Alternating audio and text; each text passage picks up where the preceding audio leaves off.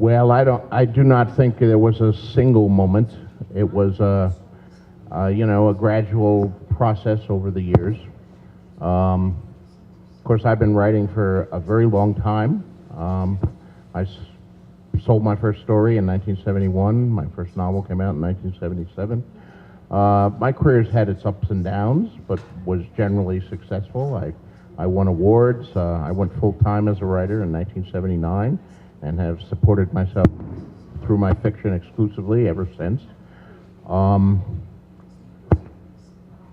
But I'd never had a bestseller until this series, and not Game of Thrones. The first book never made any bestseller list. It was the second book, Clash of Kings, that first appeared on the New York Times bestseller list. And so that was a big breakthrough for me. It appeared as number 13 for 1 week and then was gone. But the next book did a little better than that, and the book after that was number 1 on the bestseller list and lasted a long time.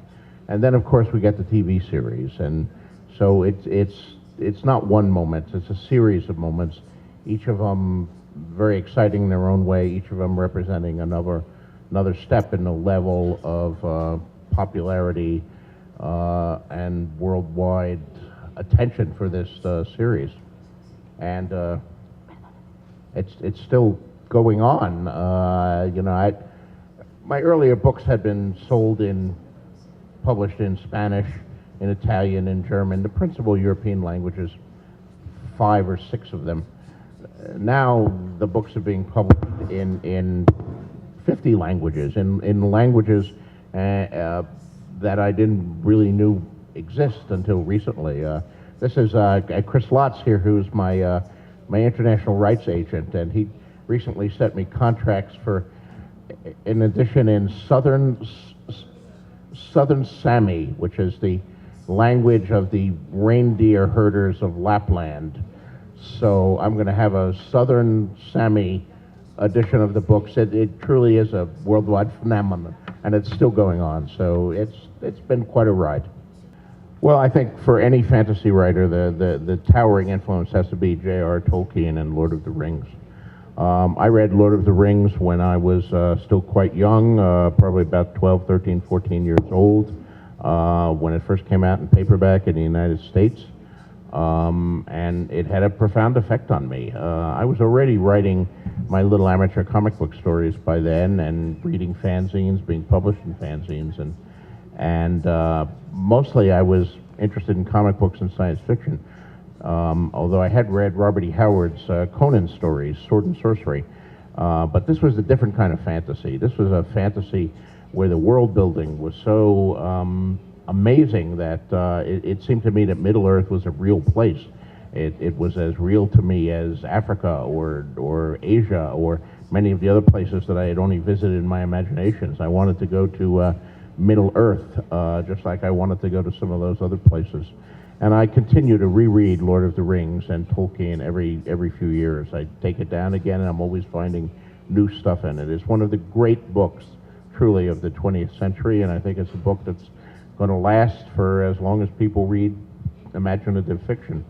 That being said, I have lots of favorites, lots of books that I love and influenced me. Jack Vance, a much lesser known writer, but a brilliant writer. He died just a few years ago. He was one of my favorite science fiction fantasy writers for a long, long period of time. Amazingly inventive writer. I edited an anthology called Songs of Dying Earth that was a tribute to Jack Vance.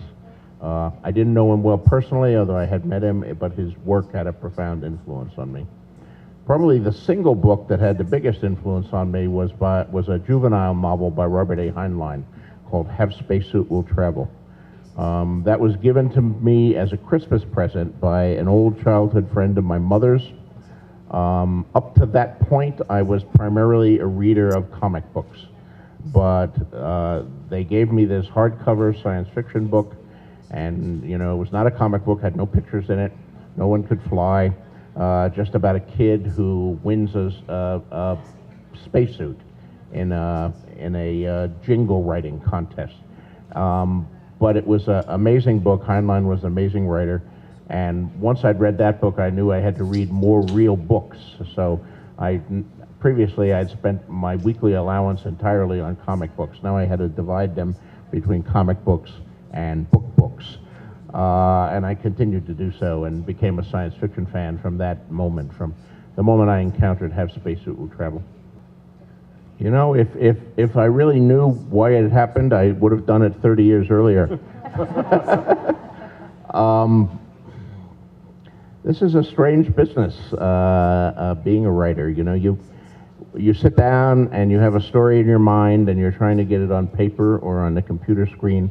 It's just you and your world and your characters, and you live with it all by yourself for a long period of time, in the case of a novel, for a year or many years, and then you put it out in the world.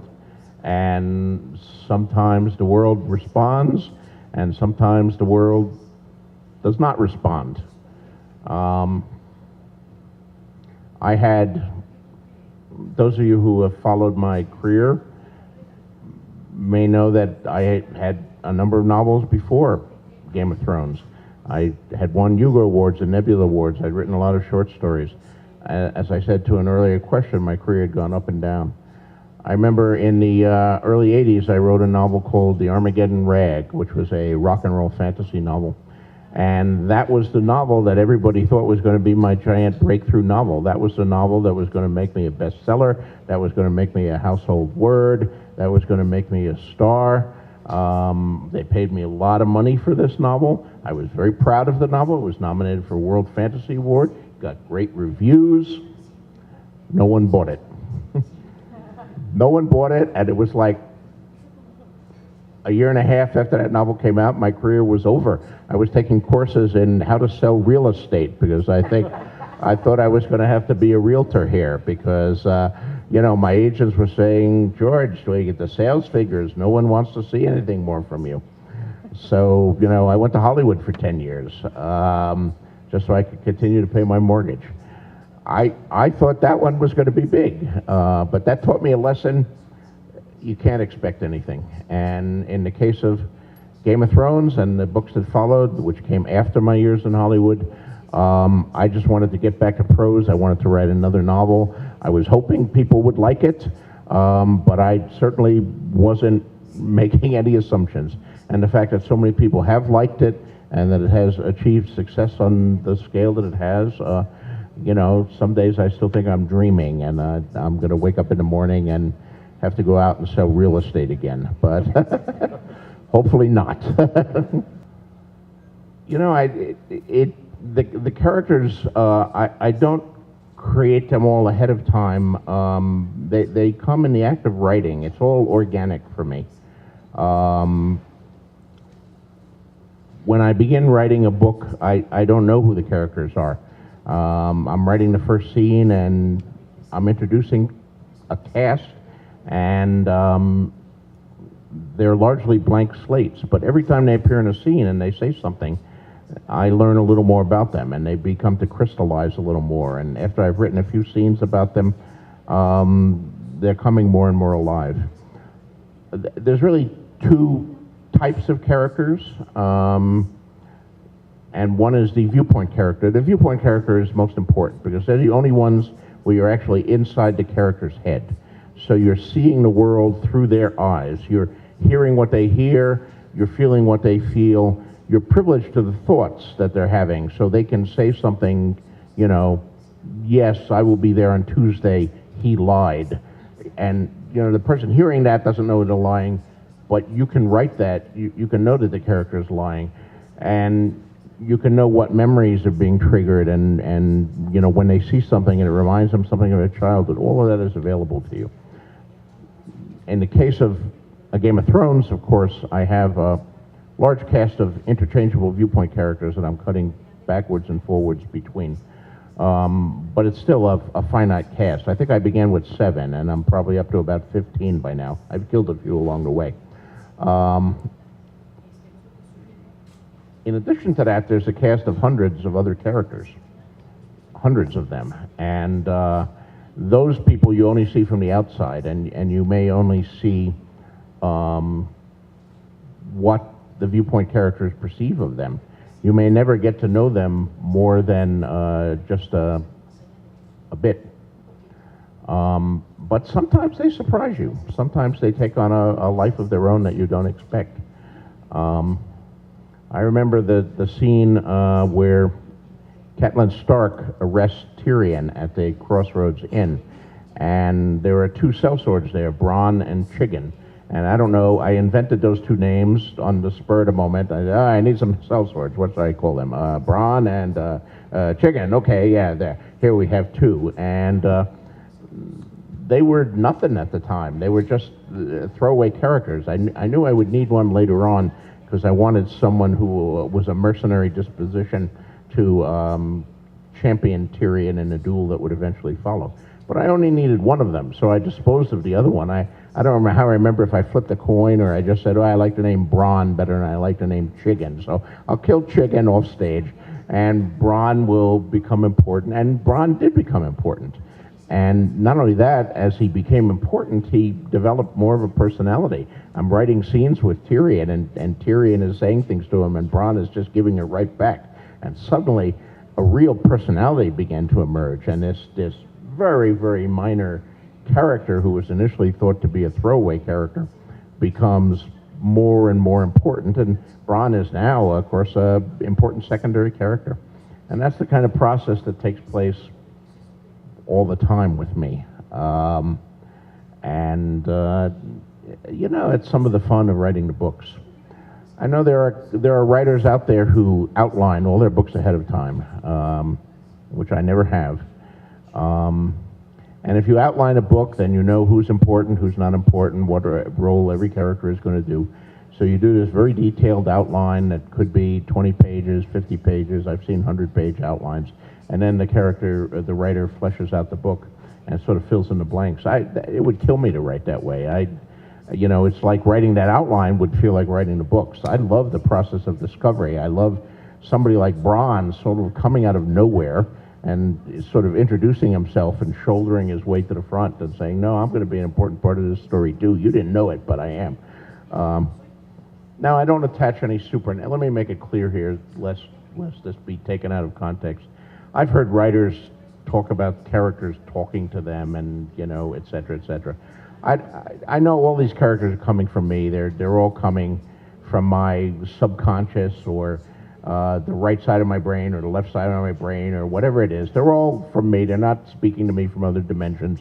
But nonetheless, it's not something that the conscious mind controls. And it is the part of creativity that's kind of a little magical, but I love that. You know, fantasy is fantasy, but I think it has to be rooted in reality. You know, I have read a lot of history. Of course, I've talked earlier about my admiration for Tolkien. Tolkien was drawing primarily on folklore and legends.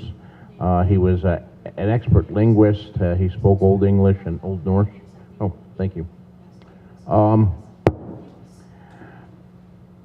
And he was one of the influences on me, but the other influence was real history and historical fiction, which is grittier than Tolkien, perhaps less mythologic or mythopoetic, but has a level of realism that was important to me. I wanted to combine Tolkien's fantasy with some of the things that I saw in some of the best historical fiction. You know, even when you're dealing with dragons and direwolves and gigantic walls of ice, you want to ground it in reality at least sufficiently so that the reader will accept it. It'll have a verisimilitude to it.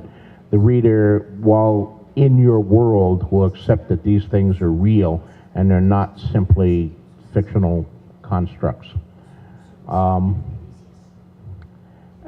that's I know that's a strange point that writers debate among themselves many times. For example, my dragons have only 2 legs. You know, the front legs are the wings. So in that sense, my dragons are like pterodactyls or bats with the the hind legs and the front legs. The finger bones become the bones of the wings and so forth. Why do my dragons, and of course most dragons in folklore have 4 legs. They have 4 legs plus 2 wings. And I looked at that and said, well, that's not realistic. There's no animal, that's a 6-limbed animal. There's no animal in nature that has 6 limbs. Bats don't have, 4 legs. Anyway, the dragons look stupid that way. They're frequently fat, and they got these stupid little wings. These wings aren't big enough to get them into an air. They're supposed to be flying beasts. They need gigantic wings as opposed to their body weight. Their body has to be more serpentine and only 2 wings, and that's the only way they can possibly get into the air. So that's the science fiction writer. That's George R.R. Martin, the kid who grew up reading science fiction and who still thinks of these things in this way.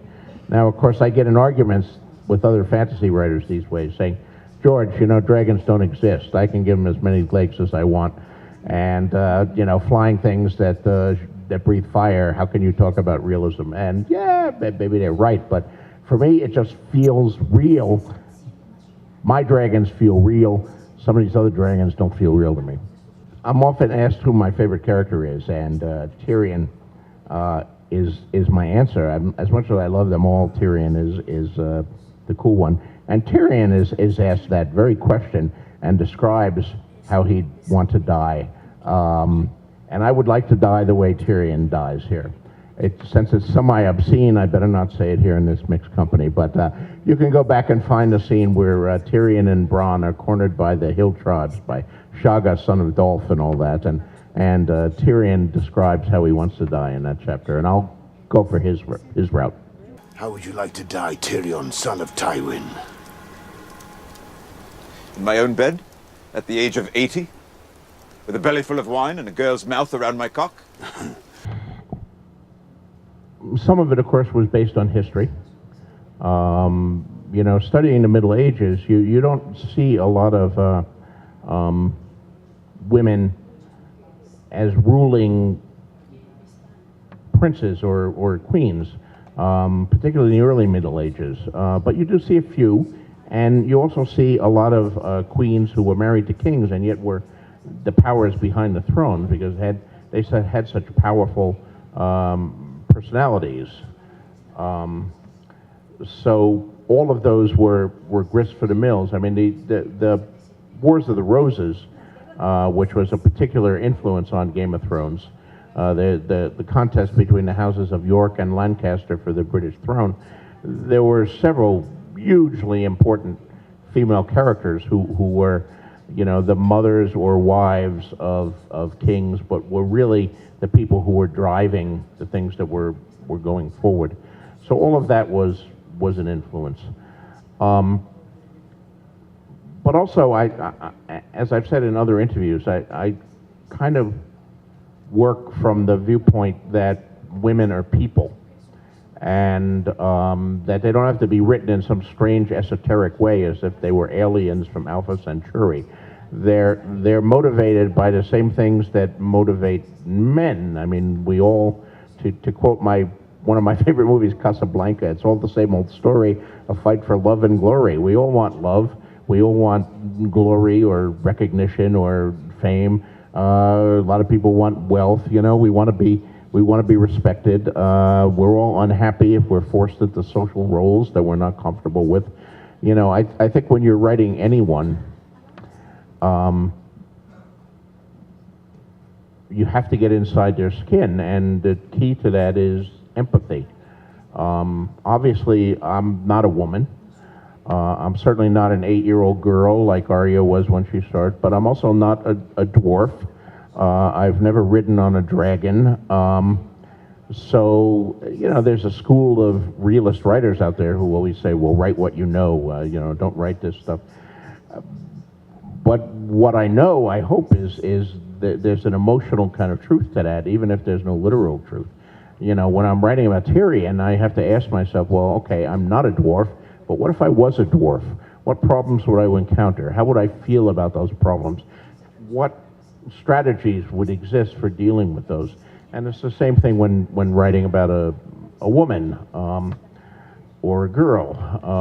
How how would I feel if I was Arya in her situation? How would I feel if I was Daenerys or Sansa? And the answer, of course, to all three of those is rather different. You know, one of the things that my structure has given me is the ability to give different answers. I don't have to write. If you have only one woman in the story, then you kind of, she almost represents all women, which is wrong, because she shouldn't represent all women. She should just represent herself. Women are people, and women are different. Just like men are different. There are smart women and there are stupid women. There are women who are very noble and selfless, and there are women who are vain and selfish, and all of us have these contradictions in ourselves too. You can do a good thing on Tuesday and a horrible thing on Wednesday. We all have done things that we're proud of, and we've all done things that we're ashamed of. We have our triumphs and our guilts. And I try to keep that in mind for all of my character, whether they are 8-year-old girls or exiled princesses or warriors or dwarfs or whatever. Just make the character human. We have far more in common with each other than we have that differentiate us. And that's something always to remember when you're writing in any character.